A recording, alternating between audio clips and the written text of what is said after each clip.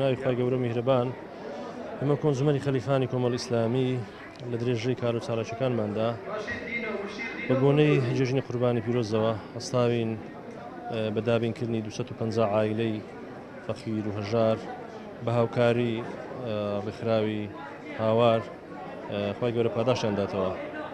بە حەقەت دەبا حکوومەتی هەرێمی کوردستان بە بۆنەی جێژن هەموو عائیلەکانی بەسەر کردبانە بە تایبەتی خەرچی فەقیر و هەژاڵ، بەڵام دیارە دەورەمەندەکان خواپێداوەکان ڕێکخراوە خێرخوازیەکان زیاتر دڵسۆزتر و پەرۆشترن لە خەرچی فەقیر و هەژارەوە.